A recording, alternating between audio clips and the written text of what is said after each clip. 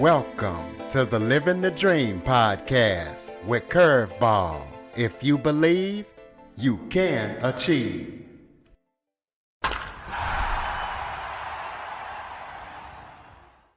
Welcome to the Living the Dream with Curveball podcast, a show where I interview guests that teach, motivate, and inspire.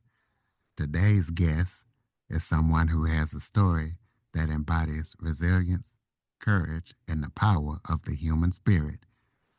Terry Tucker is a former NCAA basketball player, a SWAT hostage negotiator, author, speaker, and a 14-year cancer warrior who has went through extraordinary events, including the amputation of his foot and then the amputation of his leg later.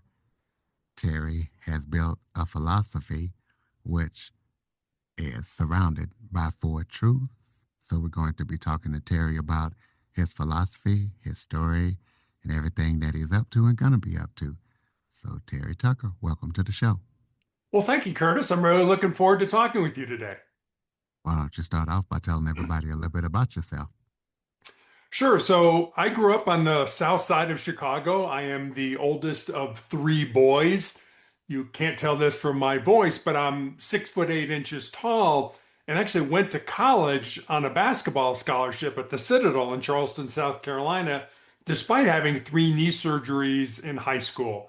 When I graduated from college, I moved home to find a job. Curtis, I'm really going to date myself now, but this was long before the internet was available to help people find employment. I was very lucky. I found that first job out of college in the marketing department at the corporate headquarters of Wendy's International, the hamburger chain. That was the good news. The bad news was I lived with my parents for the next 3.5 years as I helped my mother care for my father and my grandmother, who were both dying of different forms of cancer. After Wendy's, I actually went to work for the hospital that cared for my father and grandmother. I thought they did such a great job that I wanted to be part of that organization.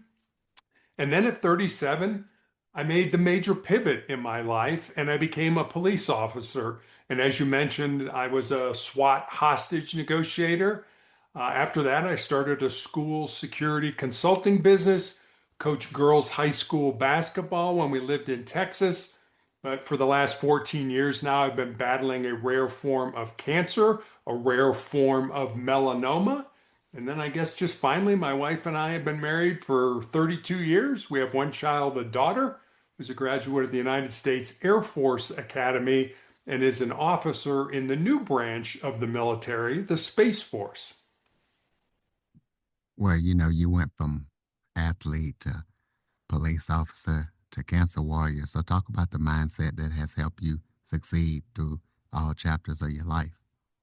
Absolutely. I think as I was, well, I don't know if I was lucky, but having 3 knee surgeries in high school and having to fight back to play basketball again, it was something that I loved and something I was very, very good at. And it's something I didn't want to give up just because I'd had surgery. And my second surgery, I had 25 pieces of my bone removed, and the doctors put me in a cast from my hip to my ankle for the entire summer and told me that my basketball playing days were over and that I might not walk normally again. But I was not going to accept the prognosis that a doctor had said. The doctor doesn't know your heart. He doesn't or she doesn't know your mind. They don't know your spirit. And those things are incredibly important when you're trying to do something, when you're trying to fight back from something, to do something that you absolutely love in your life. So I guess I learned early that I needed to control my mind, that I needed to basically be in control of the thoughts that were going through my mind at that. And that has carried over to being an athlete in college. That carried over when my father and grandmother were dying. And that certainly has carried over during these 14 years where in 2012, when I was diagnosed with this form of melanoma that appeared on the bottom of my foot, that I was told that more than likely I'd be dead in 2 years. They had absolutely nothing to offer me. And I was like, okay, you've given me a death sentence. Now I've got to try to figure out, based on what I'm thinking, what I'm doing, what I'm feeling, how I'm going to take that death sentence and try to turn it into a life sentence. And 14 years later, I'm still here. Some of it's certainly based on what I've done, but I think a lot of it is based on what medical science has done and the improvements that they've made, and also I think in the deep faith that I have in God and keeping me here because, as I always say, He's not done with me yet. Well, you played black basketball in college. Do you want to talk about who you played for? Sure. So I played for a small Division I school in Charleston, South Carolina, called the Citadel. It's a military school. When I went there, Yeah, I've it heard of them. was it was all male. And it's since been gone co-ed. But I had such a great opportunity, and things that happen to you in life that you don't realize till later the significance of them. So my senior year, our team played in a tournament called the North-South Doubleheader. And they took two teams from North Carolina, which were North Carolina and North Carolina State, and two teams from South Carolina, which were my school, the Citadel, and Furman University. And we played at the Charlotte Coliseum in North Carolina. So on Friday night, we play North Carolina, who has a freshman by the name of Michael Jordan. And their big gun at the time was a person by the name of James Worthy. Worthy went on to play with the Lakers. He's in the NBA Hall of Fame. But that was 1982, and North Carolina would go on that year on a last second shot by Jordan to win the national championship. So that was Friday night. And then Saturday night, we played against Jim Valvano and the North Carolina State team that the following year, 1983, they would go on and win the national championship. So without knowing it, in the course of one weekend, we had the opportunity to play against two national championship teams. And then, having grown up in Chicago, Jordan goes to Chicago, wins six championships with the Bulls. So for me, it was just a great opportunity and something I am very grateful that I had the opportunity to do. Well, congratulations on that. Thank you. Let's talk about your four truths. Explain people about your philosophy and why you created it, and anything you want people to know about it. Absolutely. So the four truths are the way I came up with these, and it's actually kind of a funny story. I was on a podcast called My Three Truths, and I had three truths, but there was sort of this nag sort of in the back of my mind. It's like there's a fourth one. There's a fourth one here that I need to include. And as human beings, we like things in threes, ABCs, one, two, three, Father, Son, Holy Spirit. We like things in threes. And I thought, boy, adding a fourth one's really going to kind of mess it up. But the more I thought about it, the more I thought it was really important to add. And so I'll give them to you. They're one sentence each. I have them on a post-it note here in my office. So I see them many times during the day, and they constantly get reinforced in my mind. So the first one is control your mind, or your mind is going to control you. The second one is embrace the pain and the difficulty that we all experience in life and use that pain and difficulty to make you a stronger and more resilient individual. The third one, and this is the one that I ended up adding, is more what I call a legacy type of truth. And it's this: what you leave behind is what you weave in the hearts of other people. And then the fourth one, I think, is pretty self-explanatory. It's as long as you don't quit, you can never be defeated. And I call these four truths kind of the bedrock of my soul. I think they're just a good place to start to try to build a quality life off of. They're foundational for me. I know they're not going to change. I know there's something that I can anchor my actions to, my thoughts to, my feelings to, and that they're going to be something that's going to be there. It's going to be like that rock that will support me throughout my life. So those are the four truths. I can go into them a little bit more if you'd like. I've got some stories around them, but Yeah, go ahead. that's yeah, that's how they happened. So you want to start just with the first one? Absolutely. Sure. So control your mind or your mind will control you. The Cleveland Clinic, and I've heard a lot of different statistics, and Curtis, I'm sure you probably have too, about how many ideas, thoughts pass through our mind every day. But I'm going to use the Cleveland Clinic's estimates. And they feel that on any given day, we have about 60 to 70,000 thoughts that pass through our minds. And 95% of those thoughts are the same ones from the day before, which means we have approximately 3,500 new thoughts, new ideas that pass through our brain each day. In addition, our mind, our brain operates at a speed of about 1,000 words a minute. Given all those thoughts, your mind can still only hold one thought at a time. Why would you want to make that a negative thought? The problem with most of us, and Curtis, I know I've done this in my life, is that we think with our fears and our insecurities instead of using our minds. I mentioned that when I was in college, it was a military school. And one year we had a president by the name of James Stockdale. Stockdale had been an admiral in the Navy, a rear admiral when he retired, but he'd also been a naval aviator flying off of aircraft carriers during the Vietnam conflict. And he was shot down and spent 8 years in the infamous prisoner of war camp that was known as the Hanoi Hilton during the Vietnam conflict. And I remember I didn't spend a lot of time around him. He was the president of the school and I was just a cadet. But I remember being at a function one time where somebody asked him, who were the people that survived that captivity, that brutality, that torture? And this is what he said. He said, let me tell you who didn't survive. He said it wasn't the big, strong, tough guys that had, thought that they could handle any kind of abuse or torture. And the next thing he said really surprised me. He said the other group that didn't survive were the optimists. He said these were the prisoners who always believed that they would be released by Thanksgiving or Christmas or Easter. And he said when they failed to be freed, he said those people died of a broken heart.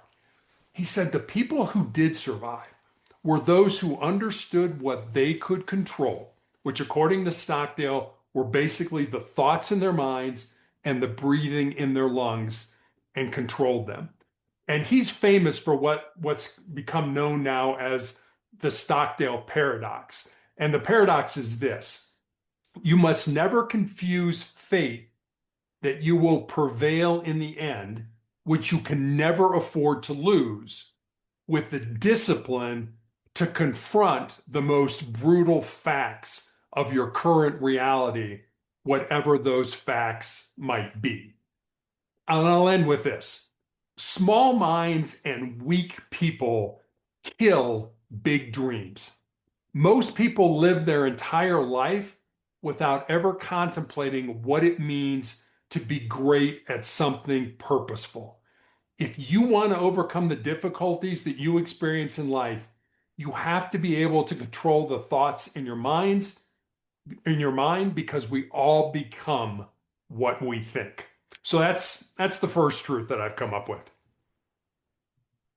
Okay, well, talk to the listeners about your book. Tell us what we can expect when we read your writings and, what inspired you to become an author. Sure. So I never, honestly, Curtis, never expected to become an author. I mean, if you would have talked to my high school English teachers, they would have said there's no way I could become an author. But I've always been somebody who's been curious. I've always wanted to learn.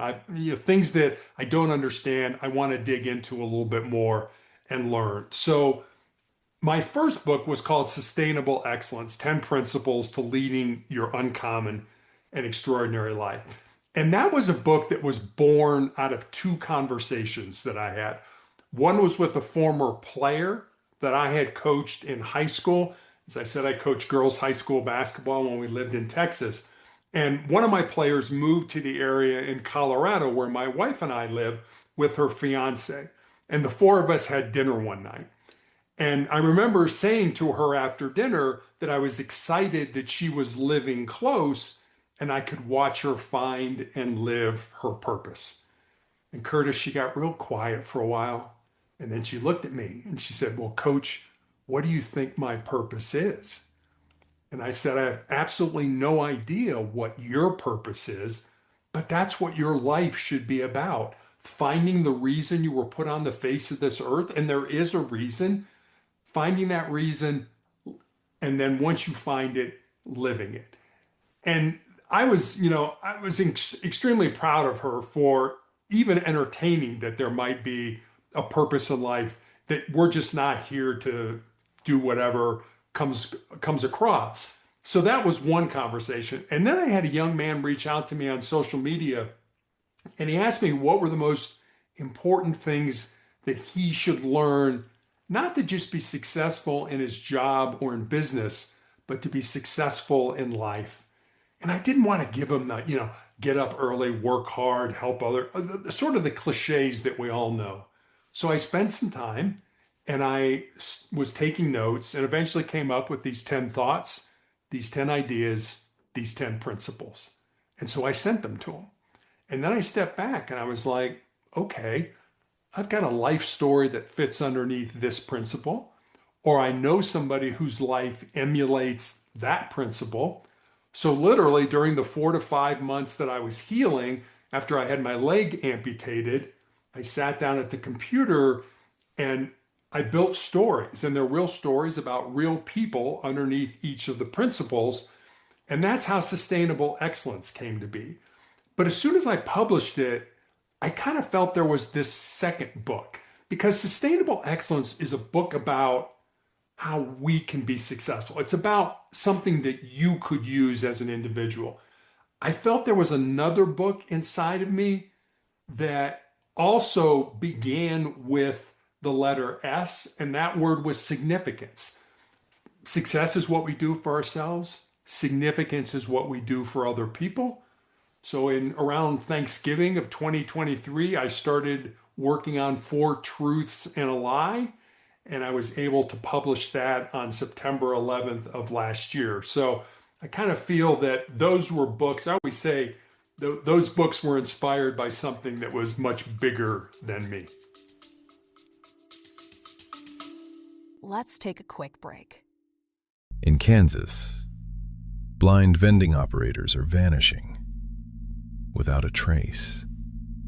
No bodies, no witnesses, only silence. Detective Michael Miguel thought he had seen everything, but this case pulls him into something far darker, a web of institutional corruption so deep it was never meant to be uncovered. When vulnerable blind people disappear and bureaucracies close ranks, one question remains: who will fight for justice? As Miguel digs deeper, he uncovers a conspiracy reaching the highest levels of power, a system that exploits the very people it was designed to protect. The truth is buried in paperwork, hidden behind closed doors, guarded by those who have everything to lose. Some conspiracies hide in plain sight. This one hides in the dark. Iron Cane Media presents The Blind Conspiracy, written by Mikhail Battles Sr., available now on Amazon. Well, I know you talk a lot about embracing pain instead of avoiding it. So talk about how pain has become your greatest teacher and what lessons has pain taught you about the human potential. Absolutely. Our brains are hardwired to avoid pain and discomfort and to seek pleasure. So, to the brain, the status quo, the way things are right now, it's comfortable and familiar. And as far as the brain's concerned, should just be left alone. The problem with that, and we all know this, is the only way you're going to grow, the only way you're going to get better, the only way you're going to improve is if you step outside those comfort zones and you do things that make you uncomfortable.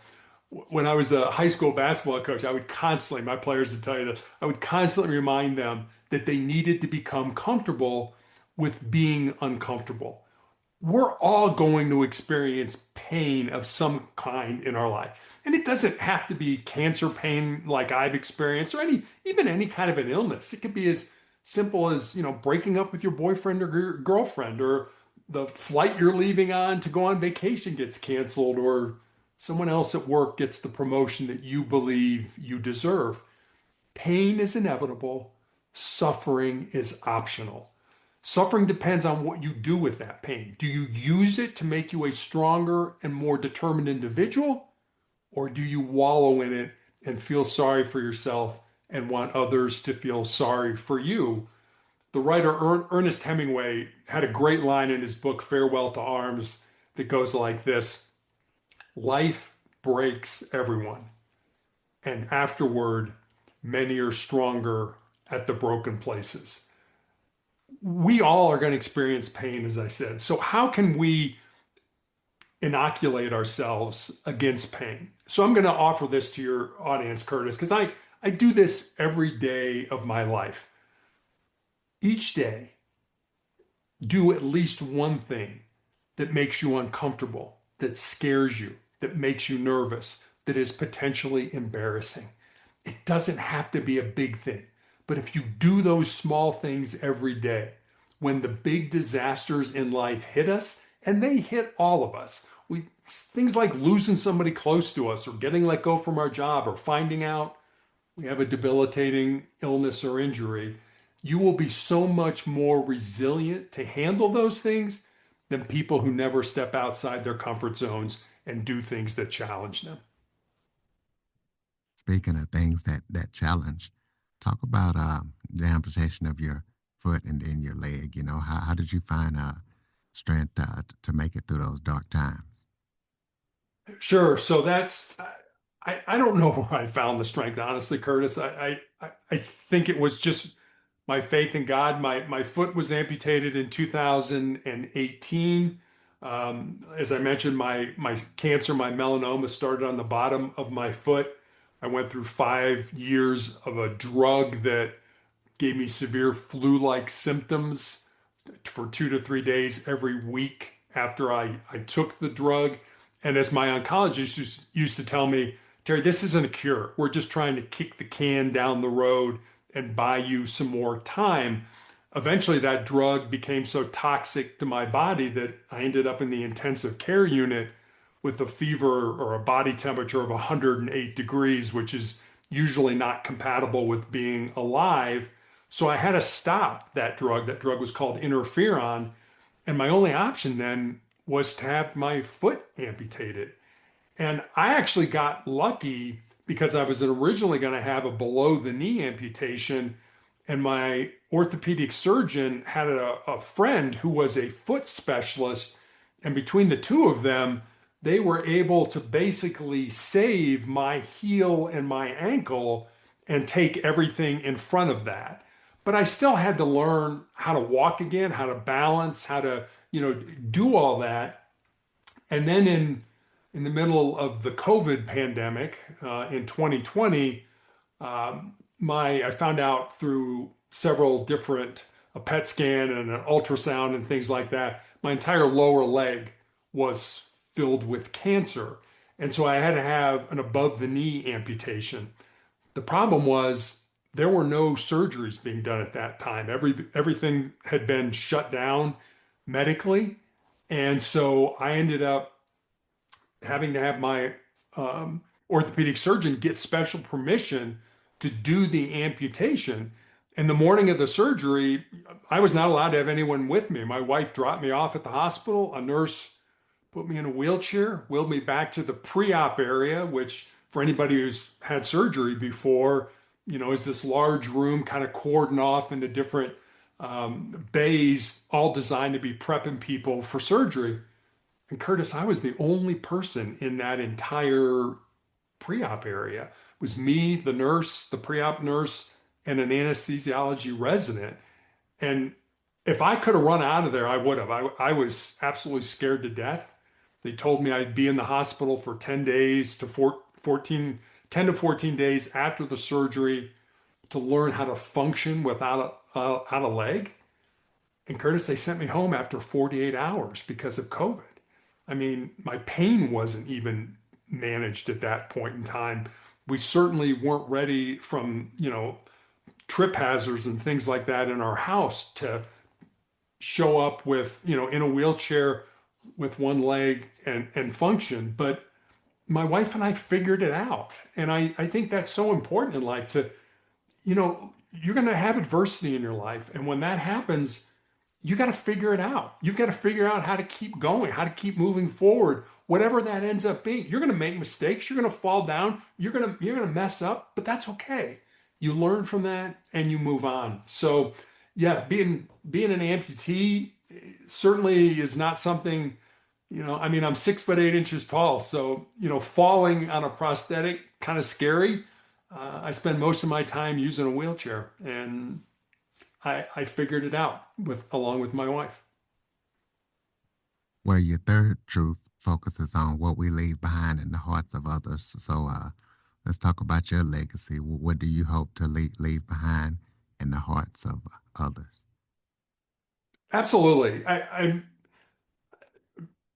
Curtis, you and I are probably old enough to remember Fred Rogers, Mr. Rogers on his television show, Mr. Rogers' Neighborhood. Absolutely. Who educated so many young children, including me, on public television. And there's a story about Fred Rogers who died in 2003, and his family was going through his effects, and they found his wallet. And inside his wallet was a scrap piece of paper on which Mr. Rogers had written 4 simple words: life is for service. Curtis, I've seen so many people, and my guess is you've probably run across these people in your life as well, who kind of feel that they're born empty, and that when they get out of school and get into life, whatever that looks like for them, that they feel that their job then is to fill up their empty self. They've got to get the best education, make the most money, live in the nicest house, drive the nicest car, have the latest gadgets and gizmos. And what I found is it's just the opposite. We're not born empty.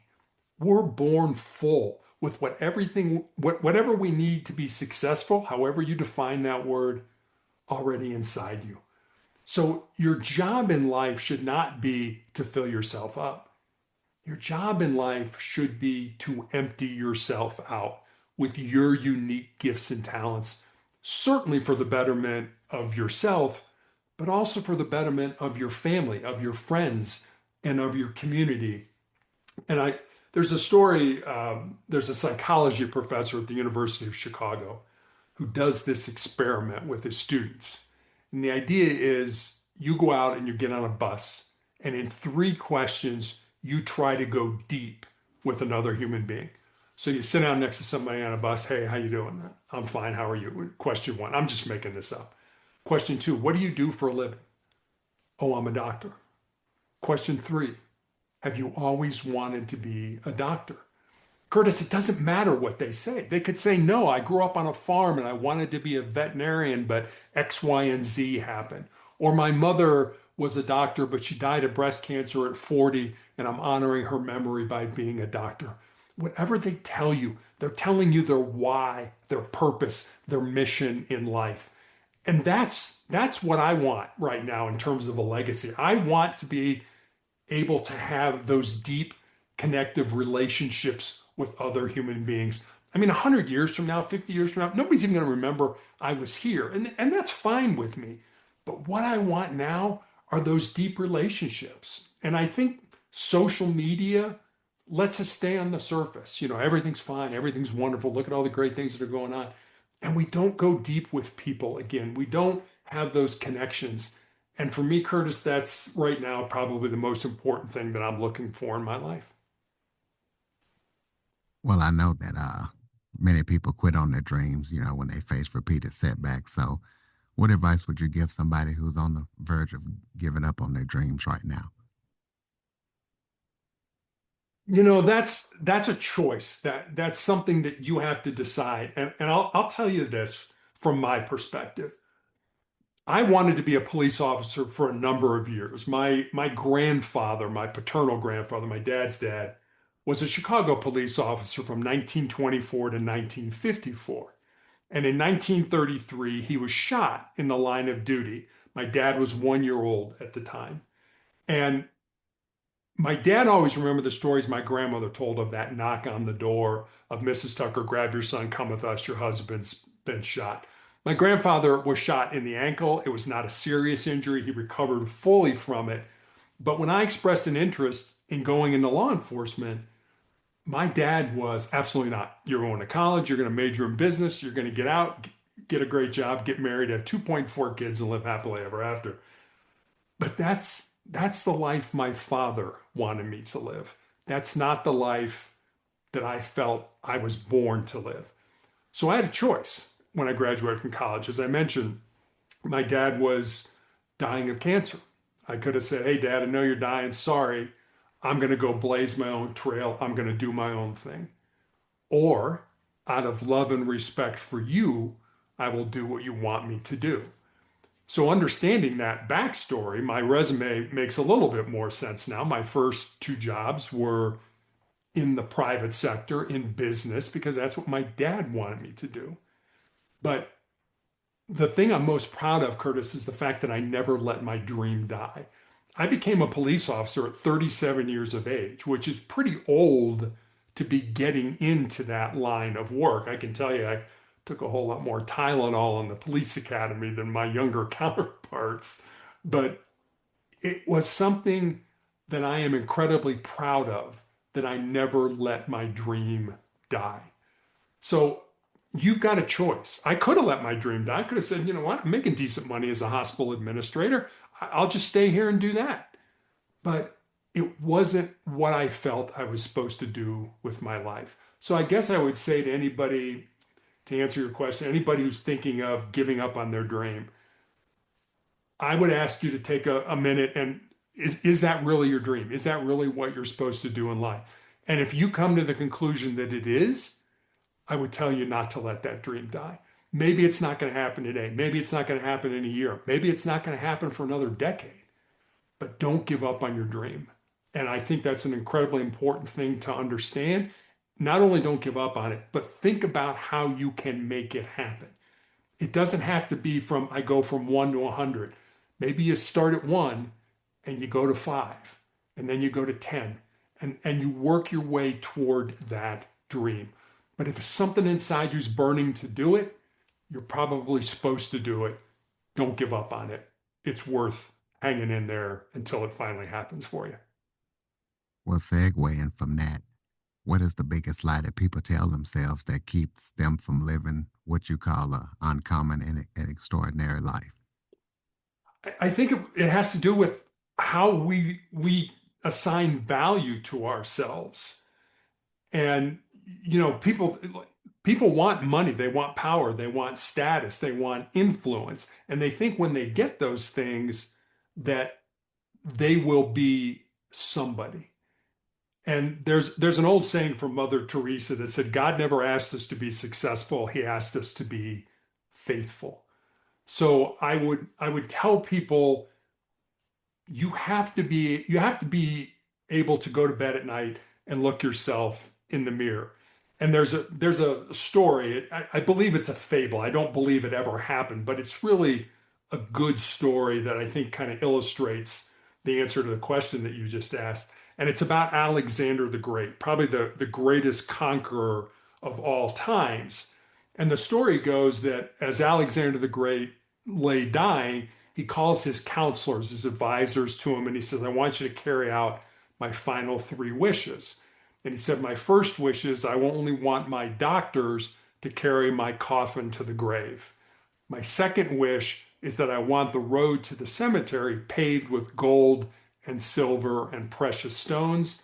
And my third wish is that my hands be left hanging out of my coffin.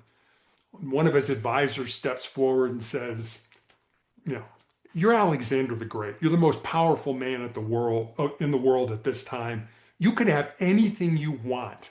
Why would you ask for these three things? They seem beneath you.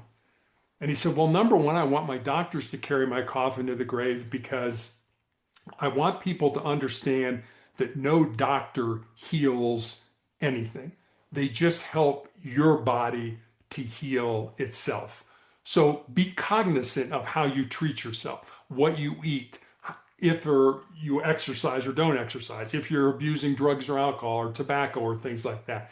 You have a responsibility to treat the body the same way that you want your doctors to treat it to heal you. So understand you have that responsibility in your life.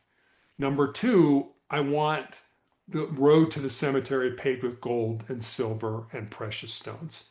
He said, I've spent my entire life conquering, accumulating wealth, accumulating power, accumulating influence. And yet none of this treasure is going with me beyond the grave.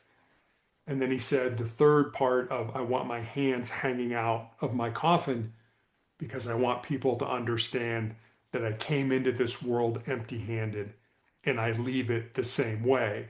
And I will occupy the same small plot of earth next to the pauper, the poor person who's buried next to me.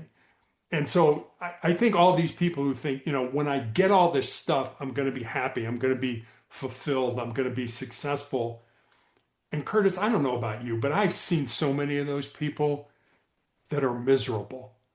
There's always another thing to chase. So again, going back to, it's not what you get, it's what you give. It's taking your unique gifts and talents and using them for the betterment of the world, for the betterment of yourself, certainly, but for the betterment of your family, your community, your friends, and things like that. We all have unique gifts and talents. The Viktor Frankl, who wrote Man's Search for Meaning, he was a psychiatrist and he was a Holocaust survivor. He was in Auschwitz and he survived that during World War II. He talks about how people should not live their life in the abstract, that every one of us has a purpose, a mission, a duty to do what we are put on this life to do, that we almost have a moral responsibility to find our purpose in life and live it.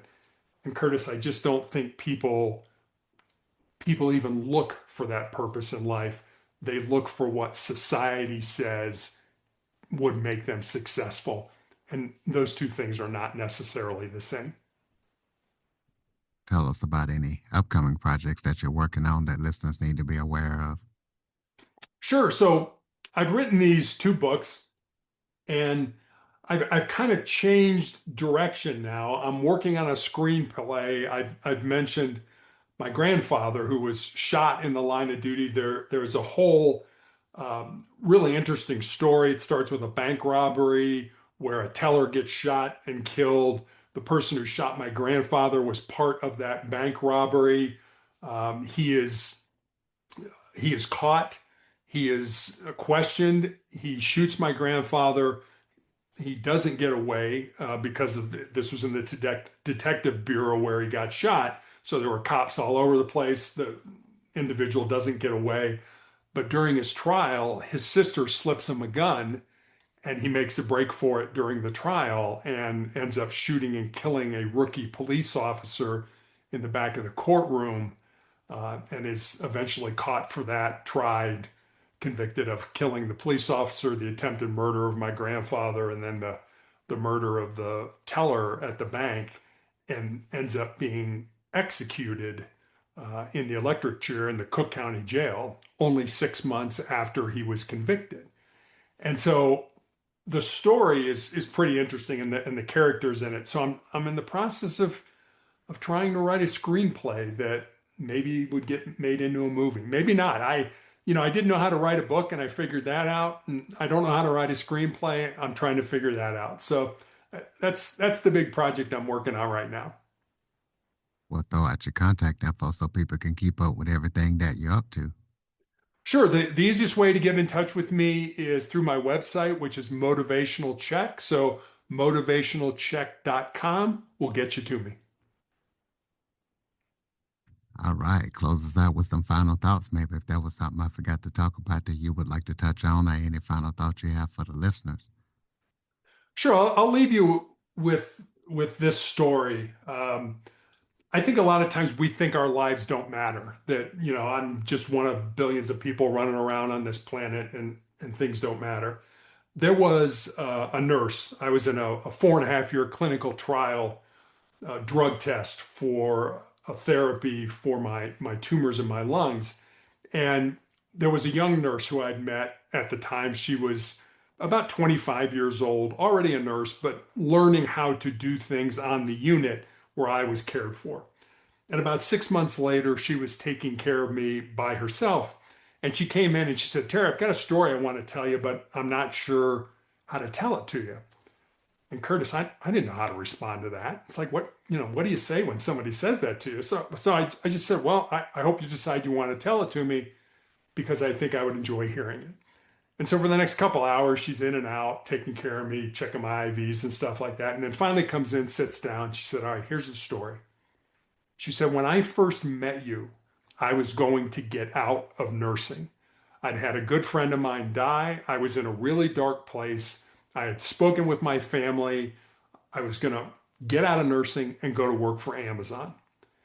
And she said, "And then I met you. And I see how you come every single day." And I would come for an entire week, every 3 weeks. And the medication had a really bad reaction in my body. I shook very violently. I threw up, a lot of other things. She said, "But regardless of all that, you come back every day. You keep coming back. You keep coming back." And she said, "And then I went, when I was caring for you, into the file and I read everything you've been through, your drug trials, your amputations and things like that. And she said, when I finished reading your story, I knew I was where I was supposed to be." Now, Curtis, if she'd never told me that story, I would have had no idea that just the way I was living my life had such a profound impact on this young woman. So anybody who's listening to us who thinks you don't matter, I can promise you there are people out there that are watching how you handle your adversity in life and would give almost everything they have just to walk 5 minutes in your shoes. So never think your life matters. Never think your story isn't important to tell. I think all of our stories are very important and things we need to share with the world. Absolutely, ladies and gentlemen. And to pick up Terry's books and keep up with everything that he's up to, visit motivationalcheck.com to keep up with everything that he's up to. And we know that the screenplay is going to come out. And when it does, it's going to be a great one. So please follow, rate, review, share this episode to as many people as possible. Also, to keep up with all things Living the Dream, visit www.curveball337.com and share the website and the show to everybody you know. Thank you for listening and supporting the show. And Terry, thank you for all that you do. Thank you for sharing your story. And thank you for joining me. Well, thank you for having me on, Curtis. I really enjoyed it. For more information on the Living the Dream with Curveball podcast, visit www.curveball337.com. Until next time, keep living the dream.